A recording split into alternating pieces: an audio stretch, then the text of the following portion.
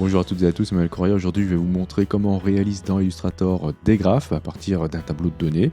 On va voir comment on récupère ces données, on va voir quel type de graphes on a dans Illustrator et on verra surtout comment personnaliser nos graphes. On va disposer du coup de toute la puissance d'Illustrator pour le faire et on peut réaliser des choses très intéressantes.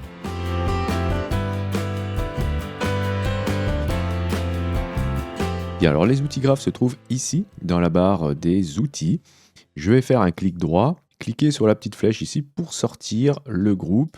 Voilà, je vais placer ici, comme ça on va pouvoir tranquillou voir ce que l'on peut faire avec ces outils. Vous avez en premier ici des outils graphes à barre verticale. Vous pourrez mettre ces barres à l'horizontale ici. D'accord, on verra comment faire. Vous avez la possibilité de créer des barres verticales empilées ou horizontales. Ensuite, vous pourrez faire des graphes linéaires, des graphes à couches, des graphes à nuages de points, des graphes sectoriels et des graphes de type radar. D'accord, donc là ici je vais commencer tout simplement par créer un graphe à barre verticale. Vous voyez, vous avez un raccourci, c'est J. Je clique dessus, et je fais un cliquer-glisser pour poser mon premier graphe. Alors, voilà ce que ça donne, hein. Ici, j'ai une seule valeur, puisque j'ai un tableau qui va s'ouvrir, dans lequel je vais devoir saisir des valeurs pour les voir ensuite traduites sous forme de graphe en barre verticale. Par exemple, ici, je vais mettre 2, 4, 6 et 4. Ensuite, pour valider mes valeurs, je vais cliquer ici pour appliquer plutôt voilà, mes valeurs à mon graphe. Et automatiquement, Illustrator me propose ce type de disposition. Alors la question qu'on peut se poser immédiatement, c'est du coup, est-ce que, et c'est souvent la question qu'on me pose immédiatement, est-ce que je vais pouvoir importer un fichier Excel dans ce tableau ici? Eh bien la réponse est malheureusement non. Vous pourrez faire un copier-coller, mais pas une importation. Si vous souhaitez faire une importation, vous devrez prévoir, alors je vais vous montrer, un fichier texte avec des tabulations lorsque vous devrez changer de colonne et un saut de ligne quand vous souhaiterez ajouter des lignes supplémentaires. Ensuite, vous pourrez l'importer dans Illustrator en cliquant sur ce bouton ici, importation des données, et dans ce cas, vous irez chercher votre fichier texte. Donc avant de voir les petites options qu'on a là, je vais vous montrer qu'on va pouvoir avoir une légende, d'accord? Mais pour cela, on va devoir ajouter des libellés. Et il est conseillé de laisser la première cellule ici vide. Alors ce que je vais faire ici, c'est que je vais faire un premier clic sur la première cellule, j'appuie sur majuscule et je clique sur la dernière afin de sélectionner voilà, les cellules intermédiaires. Je vais couper ces valeurs, donc CTRL X ou commande X, et ensuite je vais me mettre en dessous ici et je vais les coller ici. Voilà, alors pourquoi? Eh ben, c'est pour me laisser déjà la première cellule vide et ensuite je vais ajouter mes catégories en haut ici. Je vais écrire par exemple ici pomme. Voilà, on va dire qu'on fait un graphe sur la vente de fruits. Et en dessous, je vais mettre l'année. Par exemple, je vais mettre ici 2013. Alors, il y a une petite chose à laquelle il va falloir faire attention. Vous voyez ici, si je tape 2013, j'ai une virgule avec des chiffres ici. D'abord, pourquoi? Parce que les cellules sont paramétrées comme ça. Hein. Si vous souhaitez modifier ce genre de comportement, vous pouvez cliquer ici sur style de cellule. Et dans ce cas, vous pourrez indiquer le nombre de décimales que vous souhaitez. Donc 2, voilà, c'est ce qui me permet d'avoir ça. Je pourrais en enlever ou en ajouter. Et la largeur de la barre, voilà, sera ici de 7 caractères. Je pourrais décider d'en avoir plus ou moins. Mais la chose à laquelle il faudra faire attention si vous souhaitez saisir des années, ça sera de mettre les années entre guillemets, comme cela. Donc je vais mettre un guillemet ici, donc au début et à la fin. Et dans ce cas, voilà, ça me donne ce résultat. Et lorsque je vais valider cela, alors je vais déplacer un petit peu mon tableau ici parce que je vais avoir la légende qui va apparaître à droite. Donc je valide en cliquant ici. Voilà, je me retrouve maintenant avec une légende. Et vous voyez qu'ici 2013 apparaît en bas.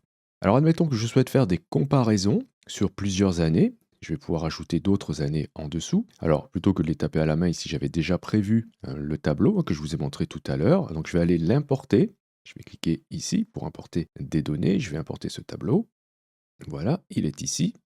Je valide avec ouvrir et je me retrouve avec ça. Alors, qu'est-ce qui s'est passé ici?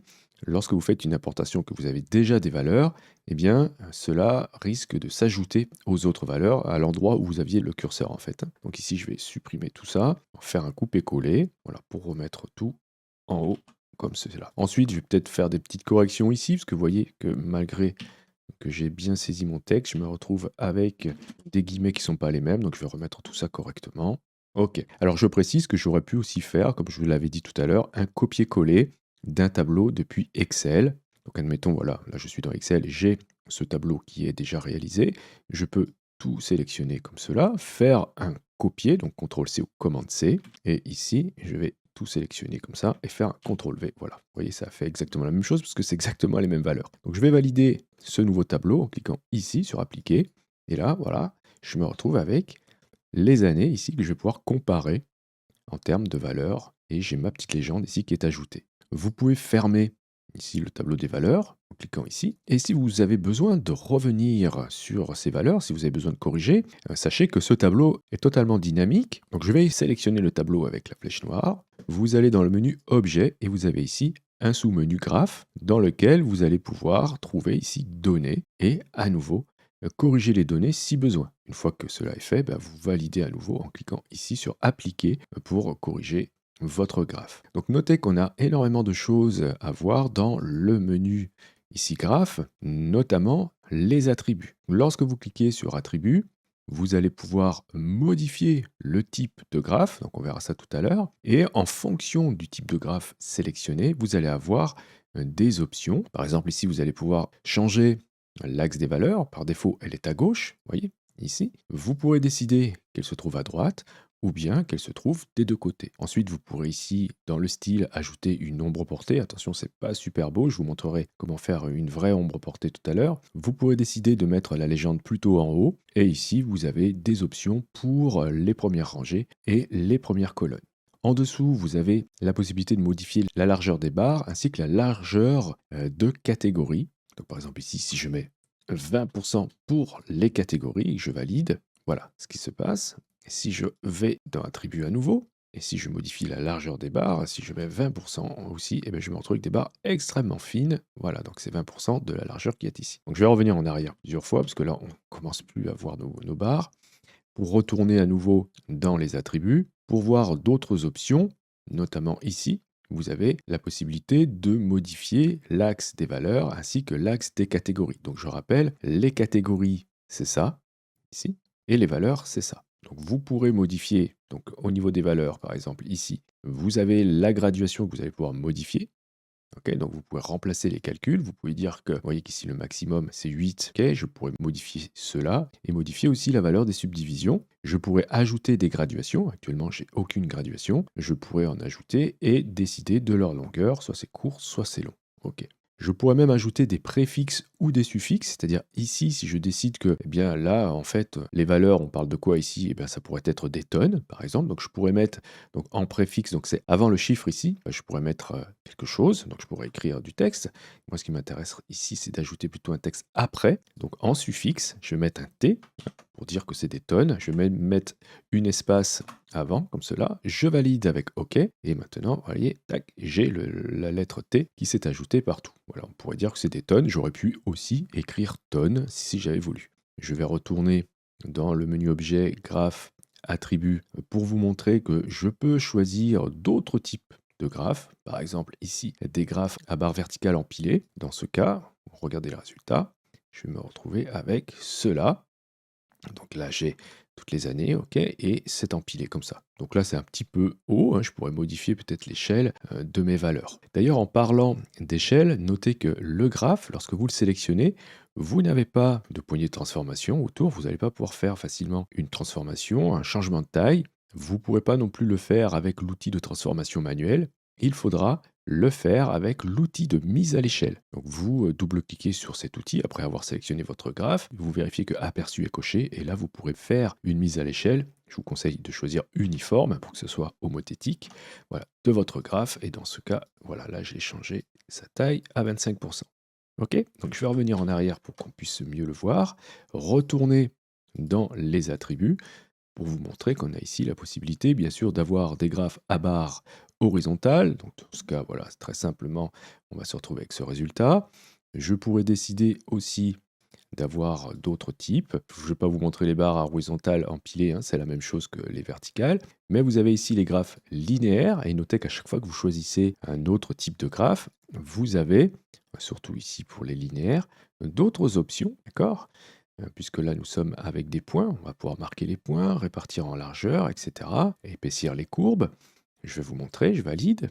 Voilà, je vais me retrouver avec ce type de graphique. Et je pourrais aussi avoir d'autres choses, notamment des graphes à couches, des graphes à nuages de points, des graphes sectoriels et des graphes radar. Je vais vous montrer le graphe sectoriel.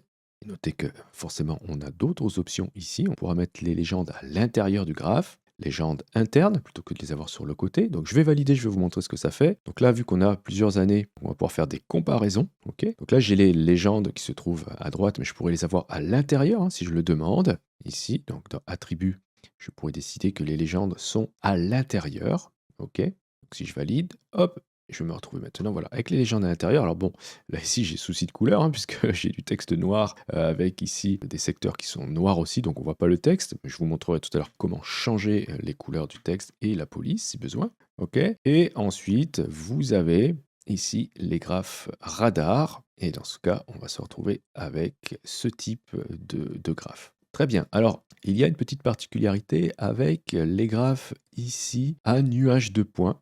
Vous allez voir, si je valide, je vais me retrouver avec quelque chose qui n'est pas très concluant, puisque normalement, les deux axes ici, vous voyez, mesurent des valeurs. Donc, on n'a pas de libellé en bas. Donc, il va falloir que je fasse plutôt des comparaisons. Il faudrait que je mette donc en référence ces deux types de valeurs. Et dans ce cas, il va falloir que je fasse un autre tableau. Donc, le tableau qui est présenté dans la doc, c'est avec des âges et des scores à côté. Donc, ça se présente plutôt de ce type-là. Je vais vous montrer, je vais en faire un rapidement. Voilà un type de tableau qui va fonctionner avec les nuages de points, dans lequel j'ai des groupes, ok, des tranches d'âge avec les scores obtenus en fonction de ces tranches d'âge. Et je vais valider ici. Là, j'ai rien qui apparaît parce que j'ai fait des modifications tout à l'heure, rappelez-vous, avec les barres verticales. Et du coup, j'avais demandé à remplacer les valeurs ici.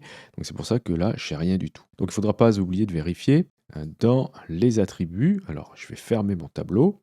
Je vérifie que mon graphe est bien sélectionné. Donc graphe ici, attributs. Je vais aller choisir là, dans les axes des valeurs, parce que rappelez-vous tout à l'heure, on a modifié ça. Je vais décocher ici, remplacer les calculs, sinon ça ne va pas fonctionner. Et je vais enlever le T ici, il n'a plus lieu d'être. Et je valide avec OK. Et dans ce cas, voilà, j'obtiens un nuage de points qui est cohérent à ce que j'ai saisi. D'accord? Donc je vais quand même vous montrer que j'ai la possibilité aussi, toujours dans les attributs, de décider de ne pas relier les points, par exemple. Et si je fais ça, et voilà, j'ai un véritable nuage de points qui apparaît. Donc ça sera une petite particularité pour le type de nuage à points, de faire des groupes et faire des comparaisons. Alors, le nuage de points, ce sera le seul qui nous donnera la possibilité dans les données, ici, d'activer cette option afin de permuter les axes. Et oui, puisque comme ici, on a des données en abscisse et en ordonnée, on a la possibilité de les permuter. Ok. Donc, par contre, si vous faites ça, vous allez perdre les légendes ici. Il faudra remettre, dans ce cas, vos libellés ici, décalés de ce type-là. Et là, vous validez. Et voilà, vous allez retrouver vos légendes. Il ne faut pas, pour les nuages, et c'est l'exception, avoir la première cellule vide. Ce n'est pas le cas pour les autres graphes. D'ailleurs, je vais retourner avec les barres verticales pour vous montrer qu'on peut cumuler plusieurs types de graphes dans un graphe. Donc, comment je peux faire maintenant pour décider d'afficher, par exemple, les pommes sous forme de graphes linéaires plutôt qu'en barres, et je laisserai les autres en barres. Mais pour cela, on va devoir utiliser l'outil de sélection directe progressive. Il est dans le même groupe que l'outil de sélection directe, d'accord? Donc celui-ci, qui se trouve en dessous, il a un petit plus à côté qui le distingue. Je vais tout désélectionner ici avec majuscule CTRL A ou majuscule commande A. Je vais cliquer dans la légende, ici, une fois, deux fois. Voilà, ça me permet de rentrer dans le groupe et de sélectionner voilà, plusieurs profondeurs, toutes mes pommes. Alors attention, si je reclique une autre fois, je sélectionne tout. Donc il ne faut vraiment pas que je fasse ça. Donc une fois, deux fois. Ok. Donc là, j'ai sélectionné les valeurs des pommes. Je vais aller dans le menu Objet, Graphe, Attributs. Et là, je peux très bien dire, voilà, je vais cliquer ici sur Graphe linéaire. Je peux très bien donc dire que je souhaite afficher les pommes sous forme de graphe linéaire. Alors n'oubliez pas de demander à relier les points si vous souhaitez voilà, que ce soit comme ça. Bien, alors maintenant, je vais vous montrer comment on va faire une modification bien, de l'aspect, parce que là, c'est tout gris, c'est assez moche. Alors, je vais revenir avec un graphe normal, uniquement en barre. Et le principe sera le suivant, donc exactement comme je vous ai montré tout à l'heure pour sélectionner en particulier une catégorie, vous prenez l'outil de sélection direct progressive et si vous souhaitez faire des modifications de couleur, eh bien vous pourrez le faire une fois que cette catégorie sera sélectionnée. Je vais ici m'attaquer au melon, donc je clique dans la légende des melons et je peux aussi le faire à ce niveau-là. Hein. Bon, c'est pas évident à reconnaître là au niveau de gris, donc je vais plutôt le faire là. Donc une fois, deux fois avec l'outil de sélection direct progressive. Je vais ensuite dans le menu fenêtre chercher le panneau nuancier, ok, et je peux dire que je ne veux pas de contour, donc je sélectionne bien ici le contour, je clique sur la couleur 100, voilà, ça m'a ôté les contours, et pour la couleur de fond, eh bien je peux très bien dire que voilà, les melons, je veux qu'ils soient de cette couleur. Ok, je peux faire ensuite la même chose pour les bananes, donc pas de contour, mais pour le fond, je veux que ce soit jaune, alors pas de contour, voilà. OK. Ensuite, pour les poires, pourquoi pas? Pas de contour, mais je veux qu'elles soient, allez, vertes. Et pour les pommes, on va dire que je souhaite qu'elles soient, allez, plutôt rouges. Alors j'ai oublié, voilà, de rentrer dans un niveau. Faites bien attention de bien sélectionner tout. Et voilà le résultat. Alors si vous souhaitez modifier les caractères, alors j'ai oublié, vous voyez ici le contour, ok. Eh bien vous allez pouvoir faire la même chose, c'est-à-dire que là, avec l'outil de sélection directe progressive, vous sélectionnez le texte une fois, deux fois, vous voyez que hop, j'ai tout sélectionné le texte de mes légendes. Je vais pouvoir me rendre soit dans la barre de contrôle, soit dans la barre de propriété, ou bien le plus simple, ce serait de passer par le menu fenêtre et aller chercher dans texte, ici, le panneau caractère, vous aurez beaucoup plus d'options. Et là, vous allez pouvoir choisir une autre police. Je vais pouvoir changer la taille, etc. D'accord? Et bien sûr, la couleur de mon texte, si je souhaite la changer aussi. Alors, je pourrais faire la même chose pour les catégories et les valeurs. Donc ici, hop, je vais prendre l'outil de sélection directe progressive, cliquer sur les chiffres, une fois, deux fois, voilà, comme cela, et changer la police et la couleur si besoin. Pareil pour les catégories, cliquez deux fois, et vous pourrez changer cela si besoin. Alors, votre graphe est encore absolument dynamique.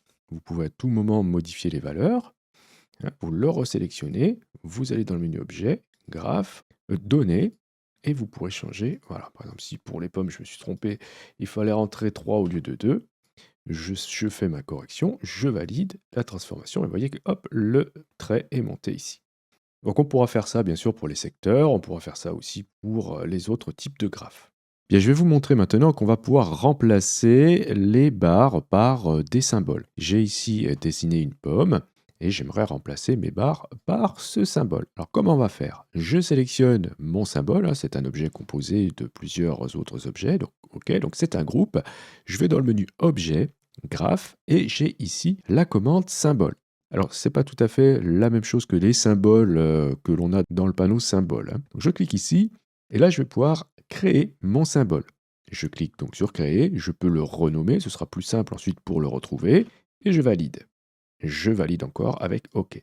Je prends l'outil de sélection directe progressive, je clique deux fois sur la légende. Alors, je peux le faire aussi sur une barre. Hein. Regardez, je clique une fois sur la barre, deux fois, ça me sélectionne toutes les barres. Une troisième fois, ça me sélectionne aussi du coup la légende. Alors ici, pourquoi je sélectionne aussi la légende? Parce que j'aimerais bien remplacer cette légende-là par la pomme. Donc je vais ensuite dans le menu Objet, Graphe, et cette fois-ci, vous voyez que barre et point ne sont plus grisés. Je vais pouvoir agir ici sur mes barres. Donc je clique sur barre, et là, j'ai le choix du symbole. Donc je vais prendre pomme, et ensuite, j'ai plusieurs possibilités pour appliquer ce symbole. Soit j'utilise le paramètre proportion verticale. Ok, regardez dans la liste, on dispose aussi de proportions uniformes, répétitives ou partielles. Alors je vais vous montrer d'abord ce que c'est que proportion verticale. Avant, je vais décider ici de ne pas faire de rotation dans la légende et je valide avec OK. Alors voilà ce qui s'est passé. On a donc nos pommes qui sont proportionnelles donc aux valeurs ici, donc en hauteur. Et vous voyez que la pomme est maintenant dans la légende. Donc c'est pas super super. Hein, donc je vais revenir en arrière pour annuler et je vais à nouveau sélectionner tout ça. Je vais dans le menu Objet, Graphe, Barre et je vais choisir la pomme. Et je vais dire ici que je préfère une proportion uniforme. Et vous allez voir que ça ne sera pas forcément mieux. Je valide avec OK. Et voilà. Donc là, je me retrouve donc avec les pommes qui sont cette fois-ci donc proportionnelles, mais en gardant l'homothétie du symbole. Et là, bon, bah, c'est pas tout à fait adapté, mais pourquoi pas, hein, on pourrait, dans certains cas, se servir de ce genre de représentation de valeur. Ok, donc je vais revenir encore une fois en arrière. Je sélectionne bien ici l'ensemble. Alors attention de ne pas être en mode isolation. Avec l'outil de sélection directe progressive, je fais plusieurs clics jusqu'à sélectionner toutes mes pommes. Je retourne dans le menu graphe barre et je vais choisir cette fois-ci répétitif. Et dans ce cas, j'ai d'autres petites options qui vont s'afficher. Je suis obligé de rentrer une valeur unitaire. Donc, à quoi va correspondre une pomme? Donc ici, si je dis qu'une pomme, c'est une unité, je pourrais dire, est-ce que dans le cas où il y a des fractions, est-ce que ce sera proportionnel? Donc, on va changer la taille du symbole. Ou est-ce que ce sera découpé? Donc ici, j'ai que des valeurs pleines, donc peu importe ce que je choisis ici, ça n'aura pas d'incidence. Donc je valide avec OK, et maintenant voilà, je me retrouve avec des pommes, voilà, donc une pomme représente une unité. Alors j'avais oublié de tourner la légende, c'est pas grave, je reviens en arrière, et je vais vous montrer l'autre option, très très intéressante, celle-ci, vous avez proportion partielle. Alors proportion partielle, c'est quoi? Eh bien, ça va nous étirer le symbole en fonction de la valeur. Cette proportion partielle a besoin d'une indication supplémentaire que je n'ai pas dans ce symbole, donc je ne vais pas utiliser ce symbole. J'ai besoin d'un repère pour indiquer à partir d'où cette proportion partielle se réalise. Ok? Donc je vais annuler et je vais travailler sur mon symbole ici. Je vais le dupliquer. Et ce que j'aimerais, je vais vous expliquer, j'aimerais avoir une barre ici avec un dégradé et la pomme au-dessus. Alors comment je vais faire ça? Je sélectionne ma pomme ici, je vais utiliser l'outil rectangle. Ok, donc je vais faire un rectangle qui soit bien de la bonne taille.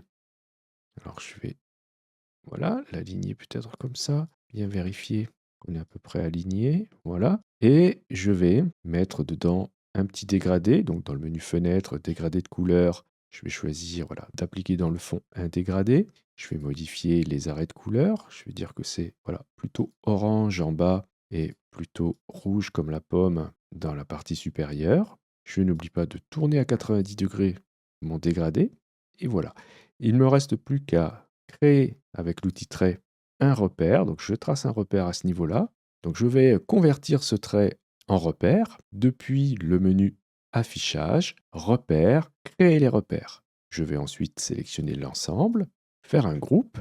Dans la doc, il nous conseille de créer un rectangle vide autour dans notre groupe afin de délimiter notre symbole. Ce n'est pas toujours nécessaire, donc ici je ne vais pas le faire. Donc je sélectionne mon futur symbole, je vais dans le menu objet, graphe, symbole, je clique sur créer, je vais le renommer et je valide avec OK.